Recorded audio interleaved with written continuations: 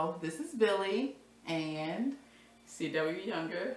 And so we're here again for our second table talk. And so we just wanted to come back again, just talk about some recent events, things that have been happening, just to give our 2 cents. So one of the first things we want to talk about is Beyonce. Not Beyonce. So last time we talked about Formation and her video and Super Bowl performance, and then recently, police kind of went on strike and said that they were not going to, police her or provide security for her events or, provide security for her period, since in her video she was so like anti-police, right? We know that's not true, but whatever. Be that as it may, the Nation of Islam said that they would provide security for her. Has she said yes to that yet? I'm not sure. I saw different articles. Like a few articles were saying that she was definitely going to accept them on the offer, and that they were kind of comparing it to years ago when the Nation of Islam provided, or Fruit of Islam provided security for Aaliyah. I didn't know that. That was a long time ago. So there are pictures and stuff of that. But yeah, I just want to know what you were thinking about that.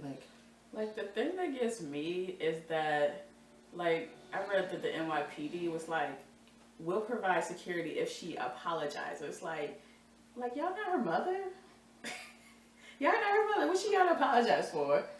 For being sitting on top of a police car? People been doing that. I just can't with them. People been sitting on top of police cars? Yeah. All the time.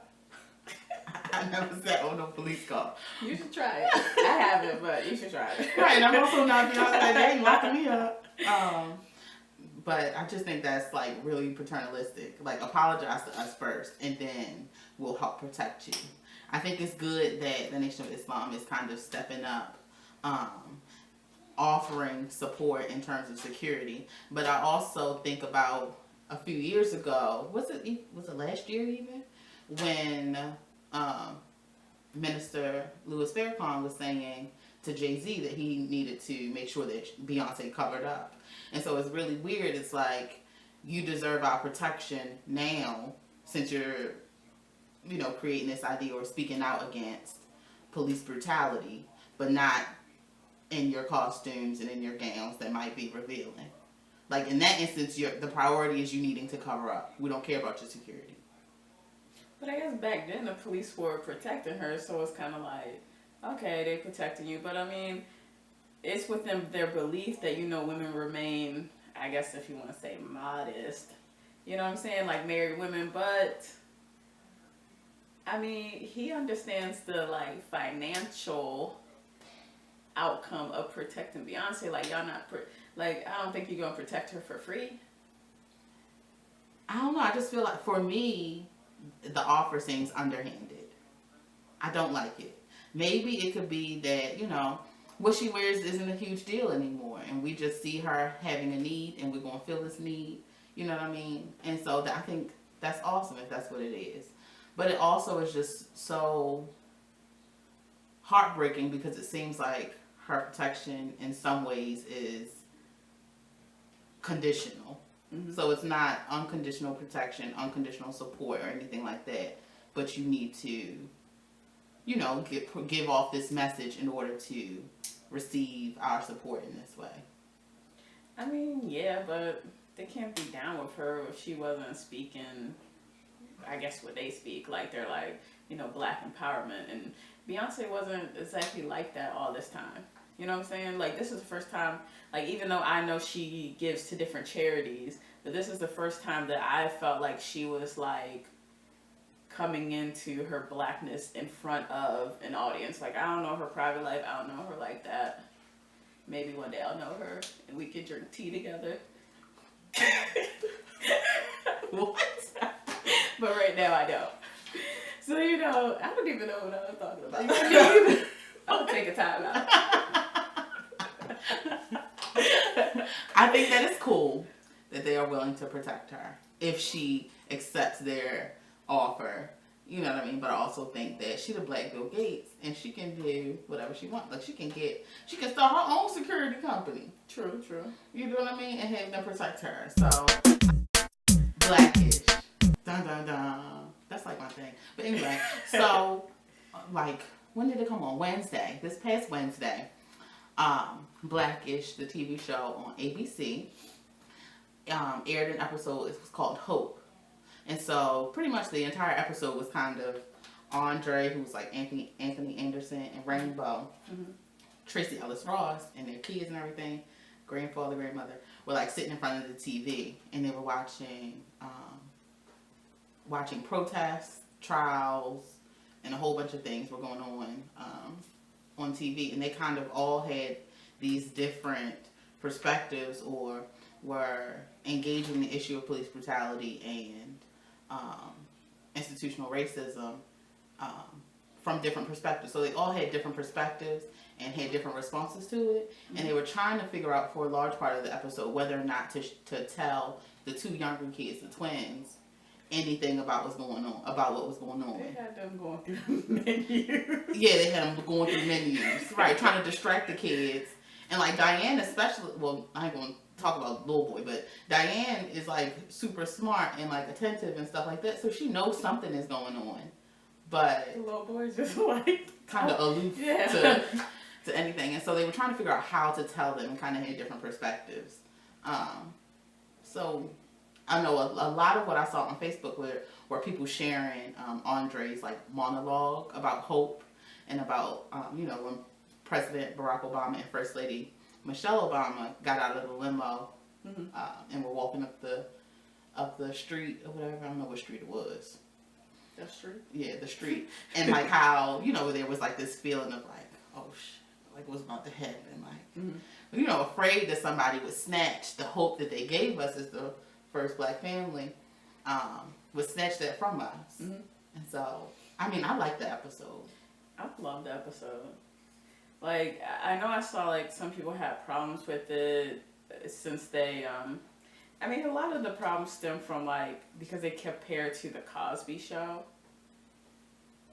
Like, you never heard that? And then people are like, well, this ain't the Cosby Show. Well, it's not supposed to be. They're a whole different family. And they're like, this is unrealistic. But, I mean, if you watch the show, like, maybe some things are. But, I mean, everything wasn't realistic in the Cosby Show either. Because, like, my mom was not a lawyer. My daddy was not a doctor. So it's like, but for, like, where we are right now, I think if you want a show for a Black family to watch together, where it's their mom and there's dad, that's your show. There's not many shows like that on TV. Yeah. At all. And just generally, I appreciate Blackish because I think it talks about those conversations that you start to have as you kind of get older. You're raising children. Maybe you move in terms of like your social location and things like that. So maybe you get a little bit more money, your job's a little bit better. You know what I mean? Your children are going to different schools and things like that. You get access. As you gain access, you start to have different conversations. So I remember an episode of Blackish where they were talking about whether or not you want to beat your children. And so Andre was like, yeah, I used to get beat all the time. Whatever my father could get his hand on. Extension cords, whatever it was. I used to get beatings, but his wife and him not necessarily wanting to beat their children as well. Yeah. I think Blackish kind of goes at those stereotypical things of the Black experience and kind of calls those things into question. So do we have to beat our children? Do we all have to struggle financially? Do our children have to know the struggle like how we knew it? Exactly. Those types of things. And I remember one where it's like they were comparing like being Black to like being Jewish and having a bar mitzvah. And he wanted like a little ceremony for Junior. So it's kind of like it has those topics of, I think, where like, I'm not even gonna say where we are today, just like timeless things, because it's like some of those things, like the whole police brutality, like, with our like 8-year-old, where like, how do you explain this kind of thing where you want your kid to still like call the cops if something did happen, but you want them to also know that sometimes cops are bad. Like I remember just in one of our discussions, like our 8-year-old asked, why is everything so black and white? Mm-hmm. And like, how do you even answer that? Like, how did you answer it? I didn't even know what to say. Like, I was at a loss for words because, you know, it's like, why is everything just so black and white? Mm-hmm. Like, there's really no answer to that. Like, we're going to be like, well, our ancestors and then the Europeans, you know what I'm saying? So it's like, I think like just having something like that where they had that discussion, it's like, I don't know. I see that's where our, like, I don't know, y'all don't even know what the hell I'm saying. Where like, you know, the discussions are going these days.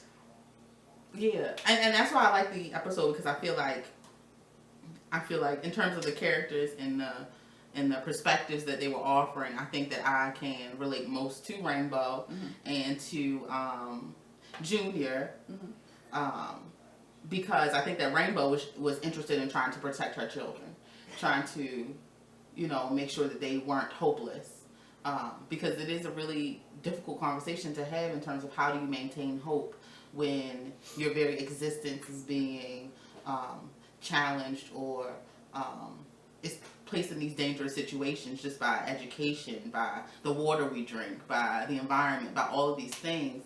Black people are constantly under attack, and so when do you share that idea, if that is your idea, with your children? That's funny that you say you're like Rainbow, because I compare like where I am to more like Andre, where it's like I don't want my kids to like kind of like live in La La Land where they're kind of like, oh, everyone's good and everything's good, even though there's these things going on around you. Even though you want your kids to like, I totally understood where he was coming from, where he's kind of like, yeah, we should tell them. We should tell them everything that's going on. You know what I'm saying? Like, I don't want my kids like shuffling the menus per se while everything's going around them, and then something happens, like, you know, someone calls them an N-word or something, and they're like, oh, well, everyone, you know. Oh, no. But you know, but you know what I'm saying? Like, I don't want them, like, you know, like something happens like that, like they're in a group, and of course, like, you know, where we live right now in their school is like a lot of like white children. So it's like, I don't want them to be thinking like, okay, like if they do something, because you know, like, as black people, we always have to work harder to get where we are. So it's like, I don't want them to just be like, take that for granted because, you know, they have like so many non-black friends. Yeah. I mean, it's tough. I think the best thing is just to strike it somewhere in the middle. But even that is hard because you want your children to be well informed about the world, but also keeping in mind that they're children. So, I mean, I think just foundationally, I guess you start from whatever your beginning is, and so I'll be real like Christopher Columbus ain't discovered shit. Right, yeah. And I love when Blackish, like, you know, most of the time have like their natural hair and stuff like that. So even those things are small things that they do where, you know, you're kind of starting from the beginning of just loving yourself and loving the people around you. Like, because they explicitly say in the episode, like, they love their older sister, and Diane asks for her not to give up hope because her sister has to make the world a better place for them when they get older.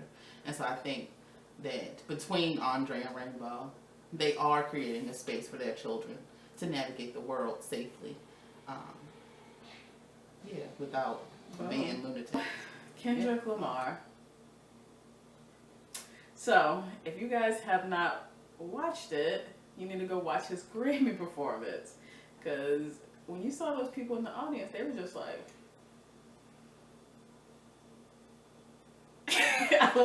I love the memes of the people in the audience. They were just like, what the? Did he just say, your people hate me?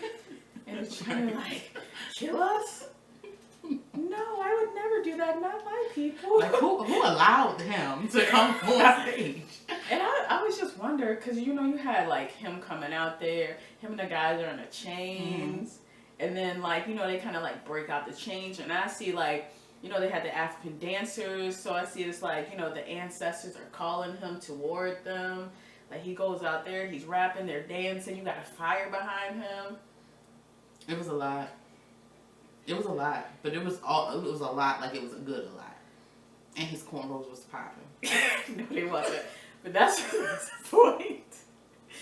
Kendrick let them cornrows go. He looked so nice with the short hair. And like her little hurricane brush where you was just like boom, boom, like them cornrows, gotta go. Gotta go. But his performance was good though. I mean, I liked how he came onto the stage because it freaks me out anytime like one of my old internships, we had to go to court a lot, and like they would bring men out and stuff like that in chains, like in shackles and everything. And so just seeing that on a major outlet just alone, a lot of people don't recognize that fact. You know what I mean? And it's heart-wrenching to watch it in person, but even to see it on TV is something that is powerful and moving. So I think the whole entire performance was moving, but especially that entrance. You know, it could have been like anybody, he could have came onto the stage any kind of way. Yeah, moonwalking. Yeah, but I feel like he has been consistently very, very intentional about his music and about the image that he puts out, and I think that's awesome. Yeah, I saw something. Who was it? Like French Montana talking about they're pushing like music more toward like the Kendrick Lamar and like French Montana? Yeah. Who's French Montana? He's a rapper. He ain't worth nothing. You don't even know who it is really, but like that's where music should be going. Where it actually says something about something, not just like something about twerking. Because it's like I don't want to hear about twerking all the time. Yeah, but ain't nothing wrong with twerking. But a balance. It's not anything wrong, but I don't want that to be like 97% of the songs that I hear on the radio. Like sometimes I want to hear something that actually means something. Mm-hmm. Like, yeah, you can twerk all day and I don't mind. But I don't only want to hear about twerking. Yeah, that's true. But I just felt like there was so much symbolism in what he did. And then he even talked about like when he was just up there freestyling, he even talked about like Trayvon Martin. And I'm sure a lot of people didn't even catch on to that he was even talking about that. But it's kind of like, I just love that performance. Like, I wish I was in the audience so I could be like, yes. And all the people be like, is she gonna kill us? Which performance was more mobilizing? Beyonce Super Bowl, Kendrick Lamar, Grammys?